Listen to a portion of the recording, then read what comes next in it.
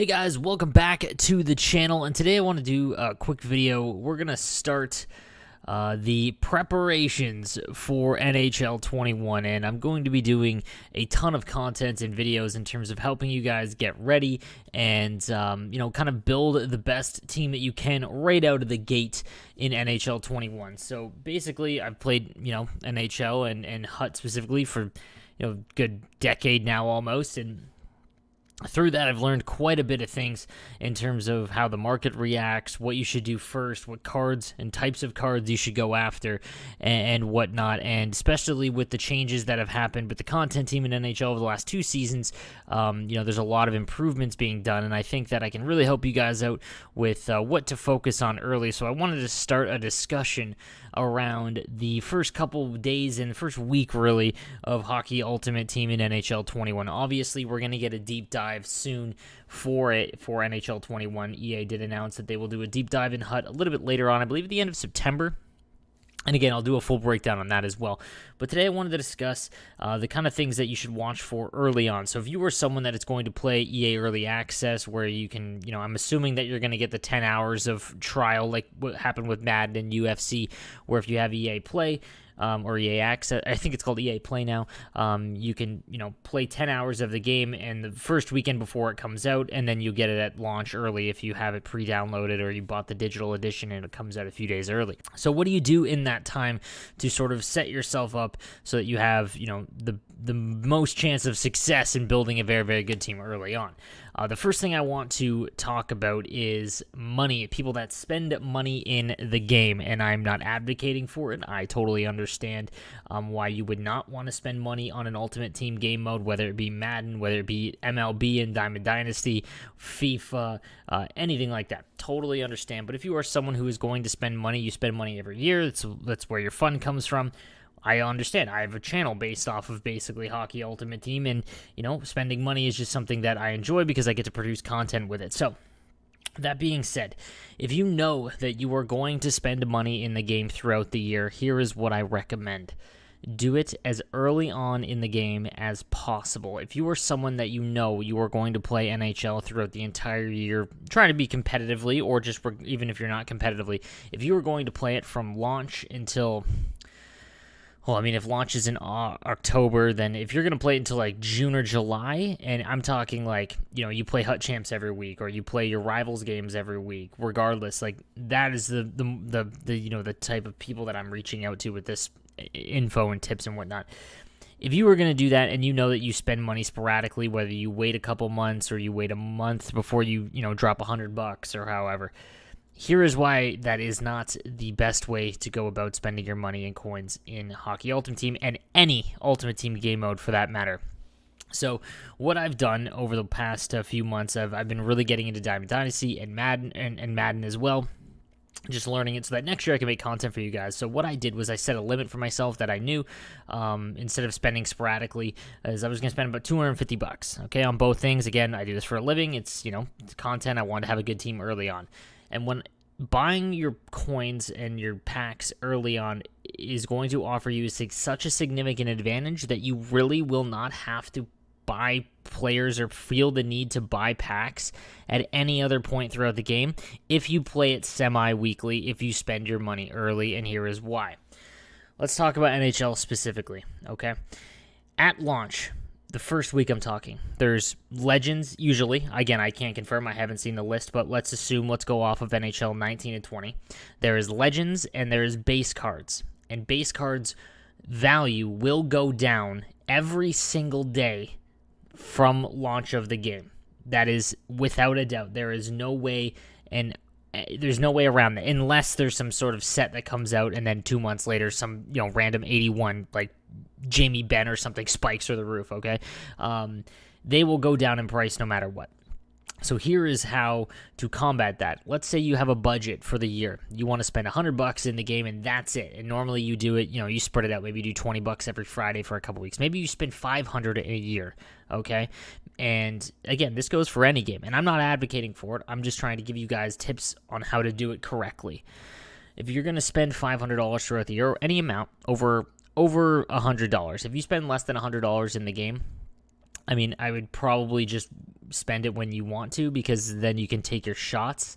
But if you spend 100 or more at launch of the game, you will have a stacked team. $100 will guarantee you basically a stacked team and a significant advantage over almost everyone else in the player base, and here is why. It will give you enough gold players and base cards that your fourth line will be better than most people's second line. And what that will allow you to do, you spend all your money up front, okay? Now, what you do is you don't sell the McDavid or the Hedman or the really high cards that you know will allow you to accrue a big coin base, and then you can buy whoever you want. Not what you should do. You accrue all these cards. Let's say you get Ovechkin, McDavid, and Crosby to start the game, all the base cards, and your fourth line looks something like Elias Lindholm or Monahan and Gaudreau, something like that. I don't know why I went all Flames there, but let's say they're around 82 and 83 overall on your fourth line, because that is realistic if you spend that much money. Here is what happens. Once you've done that, all of the other cards that you have, all the gold cards, all the silvers, all the bronzes, everything else, you're going to have a ton of extras after your highest overall team that you've gotten so far from packs. What you then do is you sell all those, okay? All those cards, those extra cards, because again, they will only drop in price as each day goes on. I'm talking again, like the Jamie Benns or I'm trying to think off the top of my head here, Dustin Brown, Anze Kopitar even, they will only drop in price as the days go on. So what you want to do is sell those pretty early on, because you'll get a pretty big investment. Now what you do is, because you've spent all the money in this up front and you've built the team, you haven't even gotten the cards that you will get from playing the game. And last year, with the introduction of squad battles and whatnot, it has never been easier to build a free-to-play team. Okay, and again, I'm speaking to the people that'll spend money on the game, but for the people that will spend money on the game, it is never, and the people that don't, it has never been easier to build a free-to-play team. So you will still get all the advantages, plus you already have a stacked team. So what will happen is your fourth line, again, we'll use Johnny Gaudreau on your fourth line, okay? And let's say a new master set comes out that first week, okay? You grind all the challenges, you grind squad battles, you grind rivals, you play hut champs, you get all of these packs, and you get one pull, okay? Even if you don't get, the card you're looking for, that master set item, whatever, you can sell that Gaudreau for the most amount of money that you're going to ever be able to sell him for early on, and then take the extra coins that you are going to have because of all the free packs that you've gotten, and then you upgrade your team slowly. And what that will allow you to do is, your team is so stacked from the beginning that you will have about a month, if you don't even touch the game, to have a very, very competitive team. But if you are someone who plays hut champs every week or rivals every other week, you will be able to just keep improving your team that way. And it is something that has worked so well for me in Madden. If you watch my Madden streams, my team is stacked. I spent $250 the very first day of the game, and my team is absolutely nasty because I did all the challenges. I got all the extra players that are, my second tier guys, and I was able to sell and improve because I was getting all of these coins, because I had extras from selling all of the extras that weren't able to make my team. And then you take those cards that you're going to upgrade, and then it's just a very easy way to do it. It's worked out so well, and the people that spend sporadically, the problem with it is, let's say a month into the game, okay? A month into the game, you drop $100. The return on that investment, unless you drill a less than 1% chance of getting a master set player item, you're really not going to get nearly the value, because the cards, you're still going to get a ton of base cards, and those have very little value after about a month into the game, just how NHL works, and you're hoping for that big pull. But the people that have spent all their money early will have such a big coin base and great cards to sell, and then use a bit of coins extra to get those master set player items, are going to be at just a much higher, significant, and better chance to upgrade their team. So I just want to get that out there for the guys that are not free to play and that will spend money. If you're going to spend money and you set a limit for yourself, do it the first week, and I promise you will have the best return on investment that you will have no matter when you spend money on the game. It is the best to do it early on. There's just less cards in the player pool. Think about that. The first week before there's even an event, all there is legends and base cards. And those base cards have value early on in the game. So every single pack you get, you are getting a ton of value. Whereas in, let's say, 2 months, there's one event and then base cards and, team of the weeks and prime times and all of that. And mostly what you're going to get is base cards, and they have no value. So just something I want to throw out to you guys, for the guys that spend money, and I don't recommend doing it. But if you do it early and do it all at once. Don't dink and dunk unless you under $100. But I would not recommend buying any packs, to be honest with you. It's never been easier to make a free team, and again, just something I wanted to get across to you guys because I think it's important. So let's talk about building a team early on in Hockey Ultimate Team. So the meta is going to change, so I don't really want to get into it too much, because the way that, if you guys played the beta, defense is super important, and what I mean by that is that defensive skating numbers are going to be insanely important early on, as opposed to what it was in this year where everyone is basically the same, but whoever was the biggest was the most important. Early on in this game, you will get blown by really easily if you make a bad turn. If your defensemen don't have good agility, it's going to be very, very difficult. So you need to be aware of that. Is that high-end speed defensemen are going to be at a premium, in my opinion, as will wingers. Again, finally, regardless of their size, the wingers that have higher end speed going to be the most important, in my opinion. But again, that's something I'll break down in another video once we have the actual players and base and whatnot. So make sure to subscribe so that you will get that video immediately when it comes out.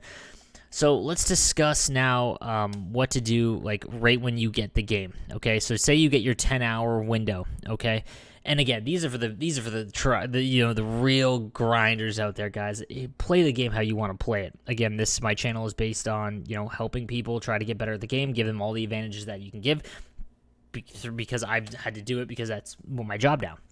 So what you want to do is any hut challenge and offline stuff is what I would be grinding immediately when you get your early access, or immediately. These challenges right here, I didn't even have to do them this year because, again, if you spend money in the game, these are the things that you really don't have to do, because you don't really need the extra coins. You've already got an absolutely stacked team. But my opinion, the first things that you should really try and grind to get done are challenges. Any offline challenges that they come out with, I would be doing immediately, and the reason for it is, A, you'll get loan items most of the time if it's an event, which can be used to A, try out the card, but B, help you in Hut Champs. That's another thing. Any loan cards, do not use, guys. Do not put loan cards in your lineup until Hut Champs early on. Save them, because those legends that you get to try out if they do loan items again, and again, I can't confirm any of this, I'm just going off of what last year, save them for when you have an event to go into. Again, most competitive early on, it's tough. You want to grind out all of those challenges immediately so you build up your coin base.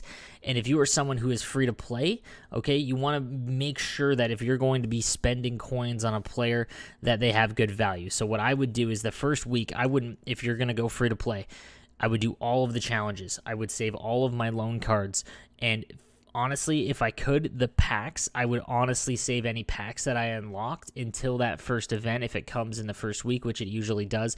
Again, to give yourself the best chance to pull something big, because again, with free-to-play team, you've got to hope for one of those bigger pulls. But again, guys, this was just a quick video just to kind of get you guys ready and thinking about NHL 21 and Hut specifically early on, and I just wanted to get that out there for you guys. So again, I will be doing about as 5 or 6 videos on fully getting you guys ready and walking you through exactly what you want to do to build your team up as best as possible.